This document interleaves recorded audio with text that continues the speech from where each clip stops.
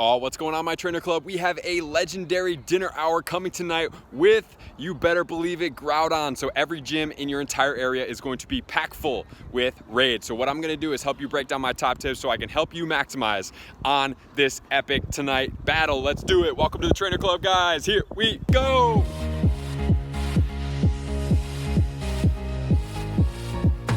All right, everyone, we are on the way back from Portland yesterday, and we were just discussing about how epic it would be if they did a legendary lunch hour for the Groudon. But we have something even better. It's going to be a legendary dinner hour for Groudon coming out tonight at 6 to 7 p.m. for you guys. So what I'm gonna do is help you with the top tips. And the reason we know this is because New Zealand already reported it yesterday. I saw it as I was going to sleep, and I was like, oh, this is epic. I can do a video for you guys. And I'm super hyped to be able to get this out to you with my top tips to help you maximize, to help you get as many as you can. Hopefully you get that shiny or the 100% IV. So just as a recap, if you don't know already, 2351 100% IV, 2939 is the boosted 100% IV. So going into these raids, what we need to know is a couple things. Number one, always have all the passes bought that you are going to do, right? So have all the passes bought. Let's say you're thinking that you're gonna try for 12, right? Maybe you buy 13 passes, go ahead and buy that box with the 15 raid passes, the ultra box, so you can get the free items, you have the lucky eggs, because you're gonna want at least 2 lucky eggs so you can run it the whole time, right? So that's tip number one. Number two, have your route planned out so that you can literally go in a straight line and then have the gyms lined up for the second part of the route. What I mean by that, if it's not in a strip or you need to go from area to area, what you need to do is have them lined up, you plan the route accordingly. What I would suggest is having a designated driver if you truly want to maximize this, and you are going to want to drive in the direction, preferably only making right turns. I know this is a little hardcore for some people. If you're doing it casually, that's cool too, but this is a little bit more of a hardcore video. You're only making right turns, so you don't have to wait for left turns. You want to go from raid to raid to raid, and what you're going to do is preconceived commit that somebody is going to be running from their legendary or quick catching it on the first or second ball and then running. What I mean by quick catching is you can quick catch the legendaries. It is not a 100% catch rate. What you have to do is you put your finger in the bottom left corner where the berry tray is, you pull the berry tray over, and then you pick up the ball and you start to throw it, right? So when you release, then you release the berry tray. The berry tray is gonna pop open, you click out of the berry tray, and the run button's gonna be in the top left corner. And then you wait for the third shake. So it's gonna shake once, it's gonna shake twice. If it starts to shake on the third time, that means you caught it. Then you can run from it, it will be in your bag.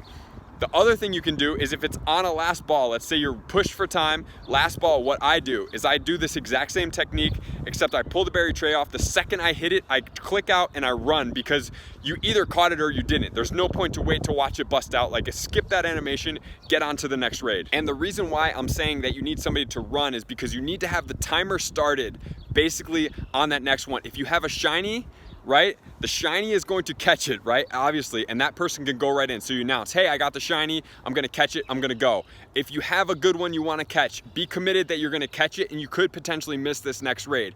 Preferably, I would recommend that you're doing this with at least 8 to 10 people.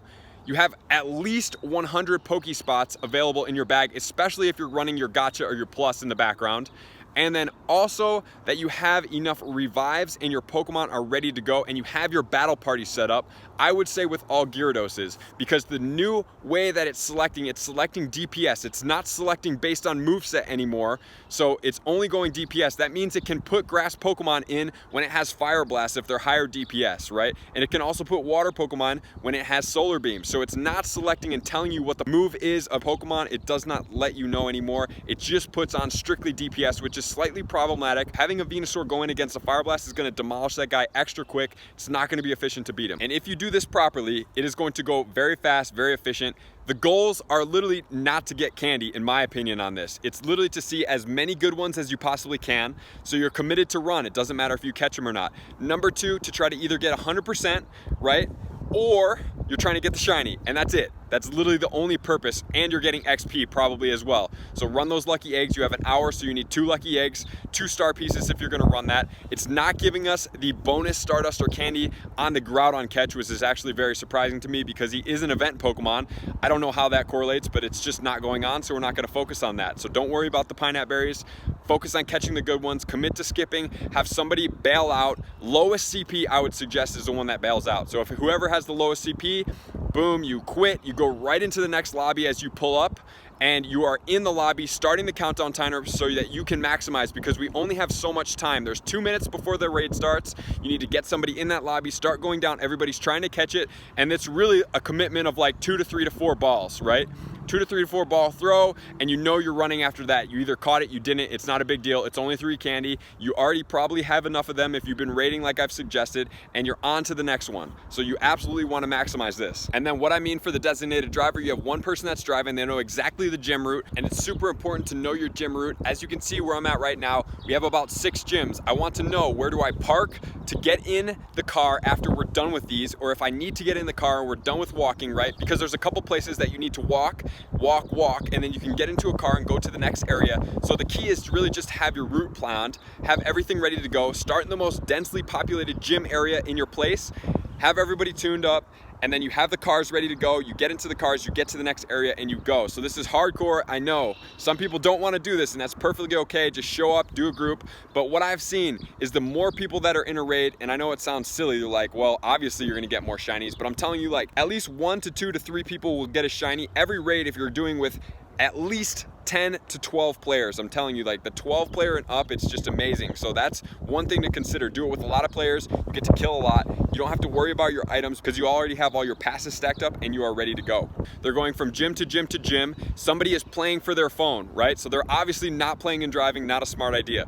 It is basically somebody's doing it. They know the gym route. They're paying attention. They got you guys to the next raid. They're like, we're at the next raid. Somebody needs to run. So they're basically the coordinator and the driver. Everybody else is the catcher and the runner and the starter, right? And that's how you're going to do it. It's going to be very efficient. You could also have an account that doesn't go in on one raid and is just for the next raid starter. If it's a friend's account that doesn't want to do too many raids, you could have them basically skip every other raid and they can start the counter. So the best thing is just to maximize, to try to get those shinies, get a lot of XP. If you do 10 raids, you can do 200,000 XP.